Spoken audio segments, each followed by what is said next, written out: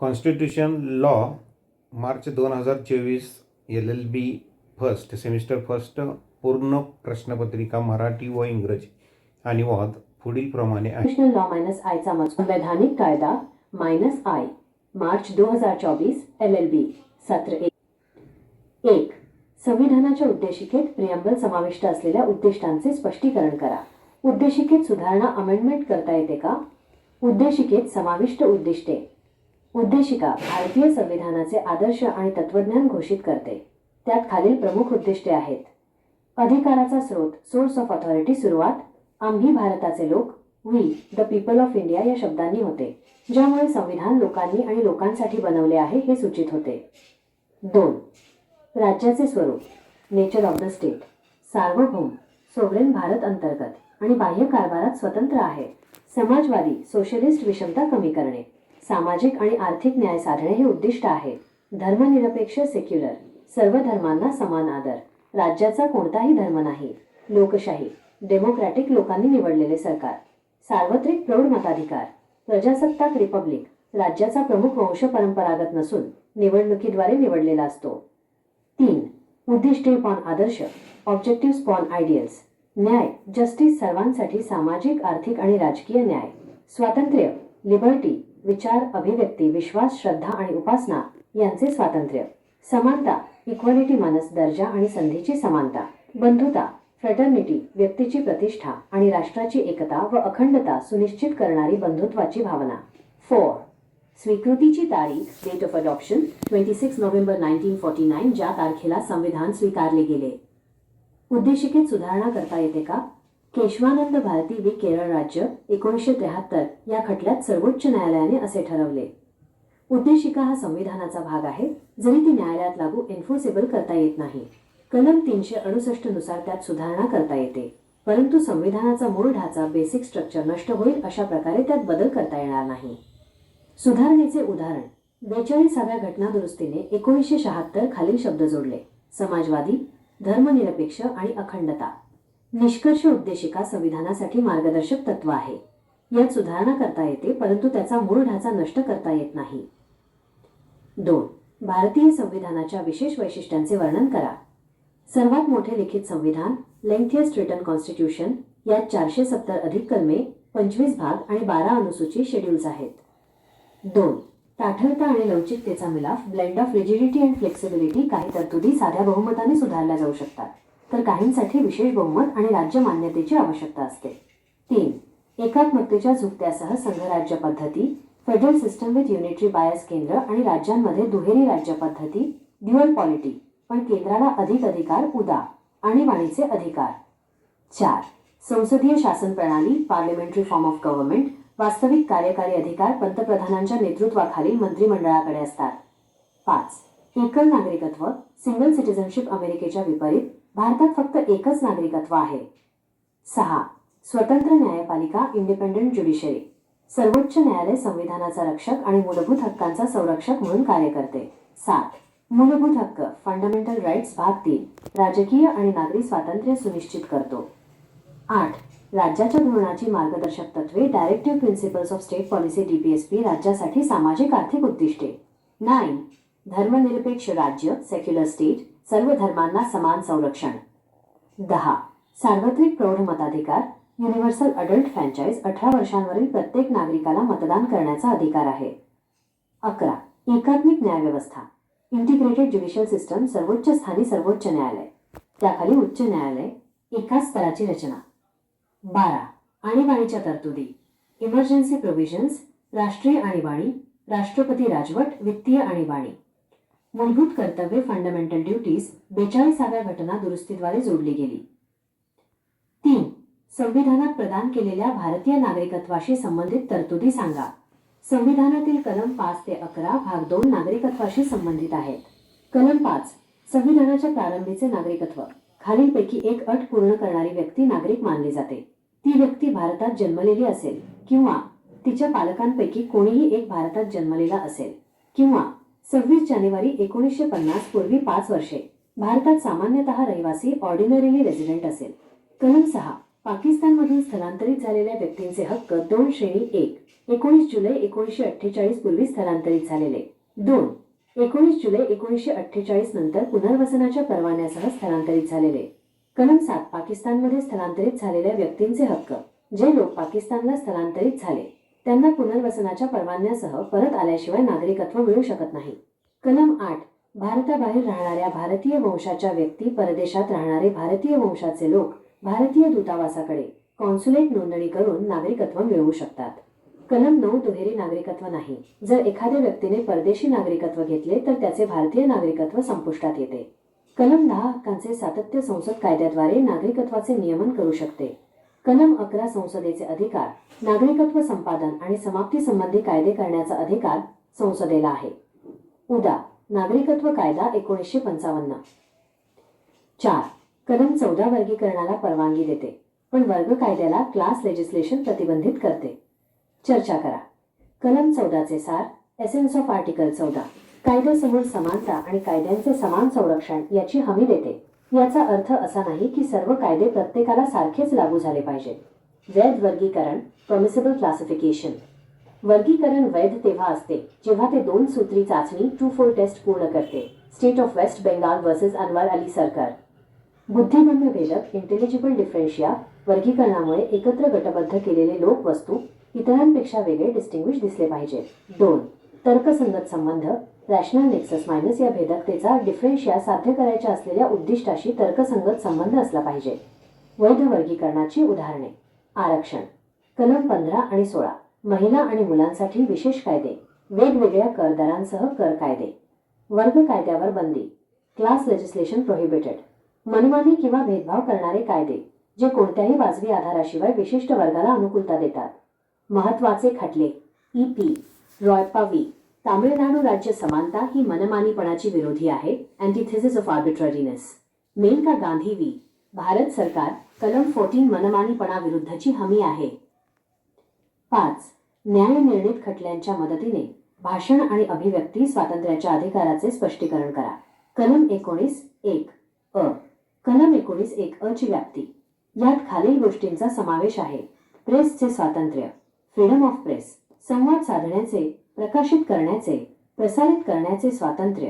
शांततापूर्ण निदर्शनाचा अधिकार, टीकेचा अधिकार. व्यावसायिक जाहिराती टाटा प्रेस प्रकरण. कलात्मक स्वातंत्र्य चित्रपट के.ए. अब्बास प्रकरण. वाजवी निर्बंध रिझनेबल रेस्ट्रिक्शन्स कलम 19(2). खालील कारणांसाठी निर्बंध लादले जाऊ शकतात. राज्याची सुरक्षा, परदेशी राज्यांशी मैत्रीपूर्ण संबंध, सार्वजनिक सुव्यवस्था, पब्लिक ऑर्डर, सभ्यता किंवा नीतिमत्ता, डिसेन्सी ऑर मोरॅलिटी, न्यायालयाचा अवमान, कंटेम्प्ट ऑफ कोर्ट, बदनामी, डेफेमेशन, गुन्ह्यासाठी चिथावणी, भारताची अखंडता आणि सार्वभौमत्व. महत्वाचे खटले. रमेश थापर व्ही. मद्रास राज्य 1950 वसा प्रेसचे स्वातंत्र्य आवश्यक आहे. 2 श्रेया सिंघल व्ही. भारत सरकार 2015 अंश आयटी कायद्याचे कलम 66 अ रद्द केले. 3 बेनेट कोलमन व्ही. भारत सरकार 1973 वृत्तपत्र नियंत्रण कायदा अवैध ठरवला. 4 मेनका गांधी व्ही. भारत सरकार 1978 भाषण स्वातंत्र्याची व्याप्ती वाढवली. 6 भारतीय संविधानानुसार अल्पसंख्याकांच्या शैक्षणिक संस्था स्थापन करण्याच्या अधिकाराचे स्पष्टीकरण करा. कलम 30 अल्पसंख्याक कोण आहेत? भाषिक, लिंग्विस्टिक किंवा धार्मिक रिलिजियस अल्पसंख्याक. कलम 30 अंतर्गत अधिकार. शैक्षणिक संस्था स्थापन करण्याचा आणि त्याचे प्रशासन करण्याचा अधिकार. 2 अनुदान, एड देताना भेदभावापासून संरक्षण. 3 संस्थांना त्यांच्या पसंतीच्या विद्यार्थ्यांना प्रवेश देण्याचा अधिकार. 4 प्रशासनामध्ये स्वायत्तता, ऑटोनॉमी. महत्वाचे खटले. TMA त्या फाउंडेशन व्ही. कर्नाटक राज्य 2002 अधिकार अनुदानित विना अनुदानित संस्थांना समान लागू. सरकार नियमन करू शकते पण स्वायत्तता नष्ट करू शकत नाही. 2 St Xavier's College v. Gujarat राज्य 1974 अल्पसंख्याक संस्थांना राज्याचे जास्त नियंत्रण स्वीकारण्यास भाग पाडता येणार नाही. 3 PA इनामदार व्ही. महाराष्ट्र राज्य 2005 अल्पसंख्याक संस्थांना प्रवेशाबाबत पूर्ण स्वायत्तता आहे. 7 मूलभूत हक्क आणि राज्याच्या धोरणांची मार्गदर्शक तत्वे DPSP यातील संबंध स्पष्ट करा. स्वरूप मूलभूत हक्क भाग 3 न्यायप्रविष्ट जस्टिशेबल लागू करण्यायोग्य DPSP. भाग 4 न्यायप्रविष्ट नाहीत परंतु शासनासाठी मूलभूत आहेत. संबंध पूरक आणि सहाय्यक. कॉम्प्लिमेंटरी अँड सप्लिमेंटरी सामाजिक न्याय साधण्यासाठी ते एकत्र कार्य करतात. 2. मूलभूत हक्क वैयक्तिक स्वातंत्र्याचे संरक्षण करतात. DPSP सामाजिक कल्याणाचे लक्ष ठेवतात. 3. समन्वयाचे तत्व. हार्मनी डॉक्ट्रिन संविधान दोघांमध्ये संतुलन साधण्याचे उद्दिष्ट ठेवते. महत्वाचे खटले. चंपकम दोरेराजन 1951 वजा मूलभूत हक्क DPSP पेक्षा वरचढ पूर्वीचे मत. गोलकनाथ 1967 संसद मूलभूत हक्कांमध्ये सुधारणा करू शकत नाही. केशवानंद भारती 1973 वजा मूलभूत हक्क आणि DPSP मधील संतुलन हा मूळ ढाच्याचा भाग आहे. मिनर्वा मिल्स वि भारत सरकार 1980 वजा मूलभूत हक्क आणि DPSP पूरक आहेत. कोणीही कोणावर मात करू शकत नाही. 8. भारताच्या राष्ट्रपतींवर सविस्तर टिप्पणी लिहा. निवडणूक कलम 54 ते 55.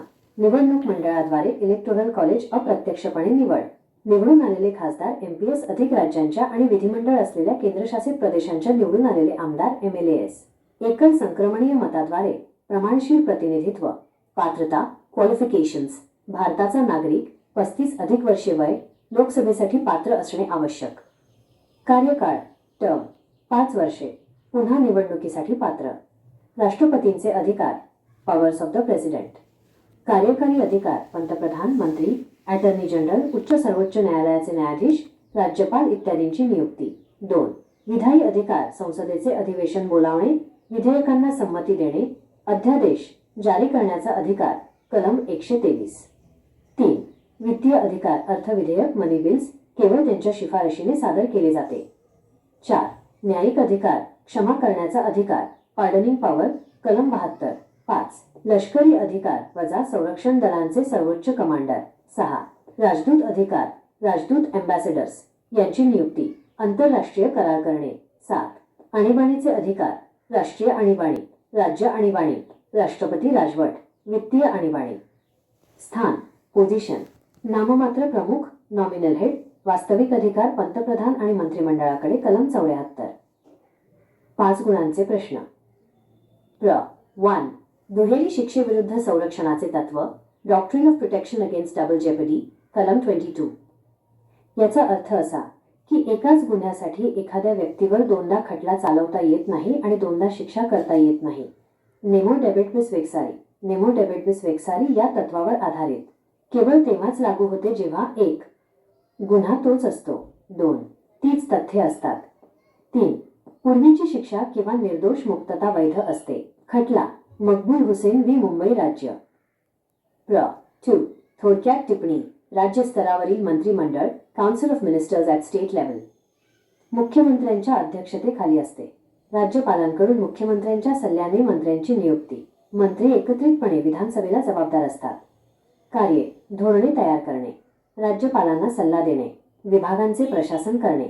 मुख्यमंत्री हे वास्तविक कार्यकारी प्राधिकरण असतात. 3. राज्यपालांची नियुक्ती आणि अधिकार. नियुक्ती राष्ट्रपतींकडून नियुक्ती कलम 155. भारतीय नागरिक 35 अधिक वर्षे वय असणे आवश्यक. अधिकार 1.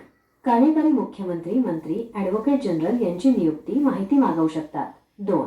विधायी अधिवेशन बोलावणे विधेयकांना संमती देणे अध्यादेश जारी करण्याचा अधिकार कलम 213. 3. वित्तीय वजा राज्याच्या कायद्यांनुसार गुन्ह्यांसाठी क्षमादान. 4. न्यायिक वजा राज्याच्या कायद्यांनुसार गुन्ह्यांसाठी क्षमादान. 5. विवेकाधीन अधिकार विध राष्ट्रपतींना अहवाल पाठवणे विधेयके राखून ठेवणे. 4. मूलभूत कर्तव्यांची आवश्यकता आणि दर्जा. 42व्या घटना दुरुस्तीने 1976 जोडली गेली. कलम 51 अंतर्गत 11 कर्तव्ये सूचीबद्ध आहेत. शिस्त राष्ट्रीय एकता नागरी जबाबदारी वाढवण्यासाठी आवश्यक. ती लागू करण्यायोग्य नाहीत परंतु कायद्यांचा अर्थ लावण्यास मदत करतात. न्यायालय खटल्यांचा निर्णय घेताना या कर्तव्यांचा विचार करू शकते. 5. घटना समितीची रचना आणि कार्य. कॉम्पोजिशन आणि वर्किंग ऑफ कॉन्स्टिट्युएंट असेंब्ली. रचना एकूण सदस्य 389 नंतर 299. प्रांतीय विधानसभांद्वारे निवड. संस्थानांनी सदस्य नामनिर्देशित केले. डॉक्टर राजेंद्र प्रसाद वजा अध्यक्ष. कार्य 11 अधिवेशनांसाठी भेटली 3 वर्षे. मसुदा समितीचे अध्यक्ष डॉक्टर B.R. आंबेडकर होते. 26 नोव्हेंबर 1949 रोजी संविधान स्वीकारले. 26 जानेवारी 1950 रोजी लागू झाले. प्र. 6. भारताचे general attorney general of India. सर्वोच्च कायदा अधिकारी. कलम 76. राष्ट्रपतींकडून नियुक्ती. सर्वोच्च न्यायालयाचे न्यायाधीश होण्यास पात्र असणे आवश्यक आहे. कायदेशीर बाबींवर सरकारला सल्ला देतात. सरकारसाठी सर्वोच्च न्यायालय आणि इतर न्यायालयांमध्ये हजर राहतात. संसदेत बोलण्याचा अधिकार आहे, परंतु मतदानाचा अधिकार नाही. Constitutional law act March 2024 LLBS EM1. 12 mark questions. Q1. Explain the objectives enshrined in the preamble. Can the preamble be amended? Objectives in the preamble. The preamble declares the ideals and philosophy of the Indian Constitution. It contains the following key objectives. 1. Source of authority begins with WE, the people of India, signifying that the Constitution is made by the people and for the people. 2. Nature of the state. Sovereign India is independent in internal and external affairs. Socialist aims at reducing inequalities, social and economic justice. Secular. Equal respect to all religions, no state religion. Democratic, government elected by people. Universal adult franchise. Republic, head of state is elected, not hereditary. 3. Objectives/ideals. Justice, social, economic and political justice for all. Liberty. Liberty of thought, expression, belief, faith and worship. Equality. Equality of status and opportunity. Fraternity. Brotherhood ensuring dignity of the individual and unity and integrity of the nation. 4. Date of adoption. The 26th of November 1949. The date on which the Constitution was adopted. Can the preamble be amended? The Supreme Court in Kesavananda Bharati vs. Vase, State of Kerala, 1973 held. Preamble is part of the Constitution, though not enforceable in a court of law. It can be amended under Article 368. But it cannot be altered in a manner that destroys the basic structure. Example of amendment: 42nd Constitutional Amendment 1976 added socialist, secular and integrity. Conclusion: the preamble is a guiding light of the Constitution. It can be amended, but its basic structure cannot be destroyed. Q2. Describe the special features of the Indian Constitution. 1. Lengthiest written constitution, contains 470 plus articles, 25 parts and 12 schedules. 2. Blend of rigidity and flexibility. Some provisions can be amended by simple majority, others need special majority and state ratification. 3. Federal system with unitary bias, dual polity with union and states but strong center, e.g. emergency powers. 4. Parliamentary form of government, real executive power in the Council of Ministers headed by the PM. 5. Single citizenship. Unlike US, India has only one citizenship. 6. Independent judiciary. Supreme Court acts as guardian of Constitution, protector of fundamental rights. 7. Fundamental rights. Part 3 ensures political and civil liberties. 8. Directive principles of state policy, socio-economic goals for the state. 9. Secular state, equal protection to all religions. 10. Universal adult franchise. Every citizen above 18 can vote. 11. Integrated judicial system. Apex Supreme Court, high courts below, single hierarchy. 12. Emergency provisions. National emergency, President's rule, financial emergency. 13. Fundamental duties, added by 42nd Amendment. Q3 state the provisions related to citizenship of India provided in the Constitution. The Constitution deals with citizenship in Articles 5 to 11, Part 2. Article 5. Citizenship at the commencement of the Constitution. A person is deemed a citizen if he/she was born in India, or either parent was born in India, or ordinarily resident in India for 5 years before the 26th of January 1950. Article 6. Rights of persons migrating from Pakistan. 2 categories. 1. Migrated before the 19th of July 1948. 2. Migrated after the 19th of July 1948 with permit of resettlement. Article 7. Rights of migrants to Pakistan. Persons who migrated to Pakistan cannot be citizens unless they return with resettlement permit. Article 8. Persons of Indian origin residing outside India, PIO residing abroad can register as citizens with Indian consulate. Article 9. No dual citizenship. If a person acquires foreign citizenship, he loses Indian citizenship. Article 10 Continuance of rights. Parliament may regulate citizenship by law. Article 11 Power of Parliament. Parliament can enact laws regarding acquisition and termination of citizenship, e.g. Citizenship Act 1955. Q4 inches Article 14 permits classification but prohibits class legislation. Discuss. Essence of Article 14. Guarantees equality before law and equal protection of laws. Does not mean that all laws must apply to everyone uniformly. Permissible classification. A classification is valid if it satisfies the twofold test from State of West Bengal versus Anwar Ali Sarkar. 1. Intelligible differentia. The classification must distinguish persons, things grouped together from others. 2. Rational nexus. The differentia must have a rational connection to the object sought to be achieved. Examples of valid classifications: reservation, Zebronics for life. reclusion prohibited, arbitrary or discriminatory laws that favor a particular class without reasonable basis. Important cases: E.P. Royappa versus Anti, State of Tamil Nadu, equality is antithesis of arbitrariness. Maneka Gandhi versus Union of India, Article 14 is a guarantee against arbitrariness. Q5. Explain the right to freedom of speech and expression with the help of decided cases. Article 19(1)(a). Scope of Article 19(1)(a) includes freedom of press, freedom to communicate, publish, circulate, right to protest peacefully, right to criticism, commercial advertisements, Tata Press case, artistic freedom, films, K.A. Abbas case, reasonable restrictions, Article 19(2). Restrictions can be imposed for security of the state, friendly relations with foreign states, public order, decency or morality, contempt of court, defamation, incitement to offense, integrity and sovereignty of India. Landmark cases: 1. Romesh Thapar versus State of Madras, 1950, freedom of press is essential. 2. Shreya Singhal versus Union of India, 2015, Section 66, AIT Act struck down. 3. Bennett Coleman versus Union of India, 1973, Newsprint Control Act invalid. 4. Maneka Gandhi versus Union of India, 1978, expanded scope of free speech. Q6. Explain minorities' right to establish educational institutions under the Indian Constitution. Article 30. Who are minorities? Linguistic or religious minorities. Rights under Article 30. 1. Right to establish and administer educational institutions. 2. Protection against discrimination in granting aid. 3. Institutions can admit students of their choice. 4. Autonomy in administration. Case laws: 1. TMA Pai Foundation versus Khalsans, State of Karnataka, 2002. Rights apply equally to aided/unaided institutions. Government can regulate but not destroy autonomy. 2. St. Xavier's College versus Plingi, State of Gujarat, 1974. Minority institutions cannot be forced to seek excessive state control. 3. P.A. Inamdar versus State of Maharashtra, 2005. Minority institutions have full autonomy in admissions. Q7. Relationship between fundamental rights and directive principles of state policy. Nature, Fundamental Rights, Part 3. Justiciable, Enforceable.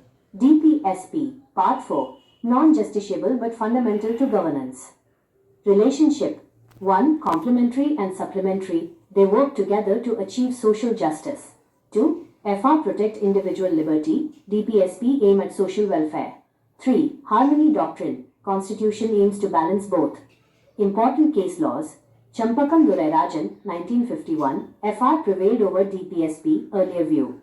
Golaknath, 1967, Parliament cannot amend FR. Kesavananda Bharati, 1973, balance between FR and DPSP is part of basic structure.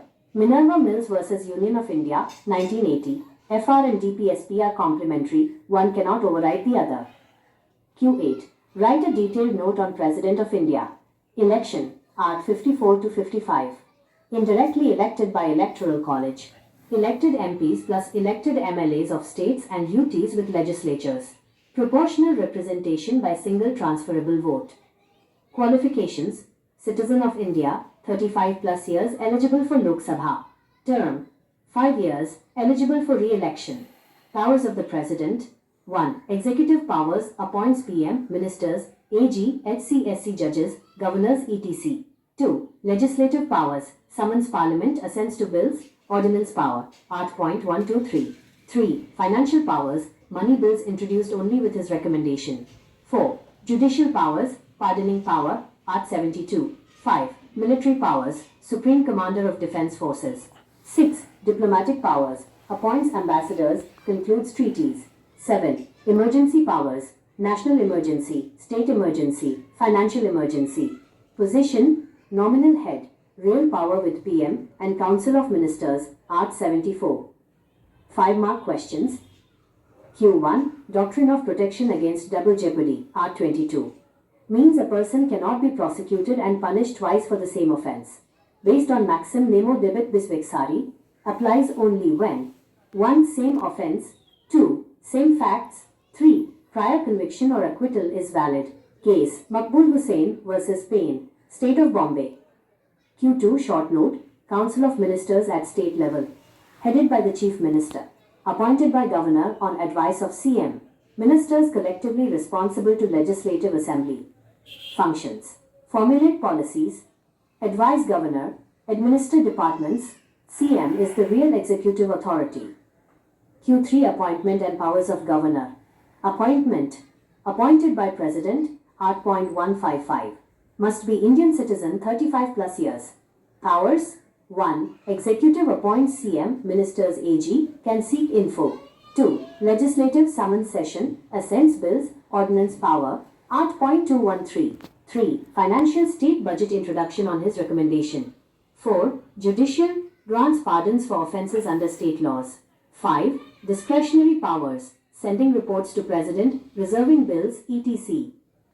Q4. Need and status of fundamental duties. Added by 42nd Amendment 1976. 11 duties listed under Article 51A. Needed to promote discipline, national unity, civic responsibility. Not enforceable but help interpret laws. Courts may consider duties while deciding cases. Q5. Composition and working of Constituent Assembly. Composition. Total members 389, later 299. Elected by provincial assemblies, princely states nominated members. Dr. Rajendra Prasad, President. Working, met for 11 sessions, 3 years. Drafting Committee, chaired by Dr. B.R. Ambedkar. Adopted Constitution on the 26th of November 1949. Enforced on the 26th of January 1950. Q6. Attorney General of India. Highest law officer, Art. 76. Appointed by President. Must be qualified to be a Supreme Court judge. Advises government on legal matters. Appears in SC and courts for government. Has right to speak in Parliament but no voting right.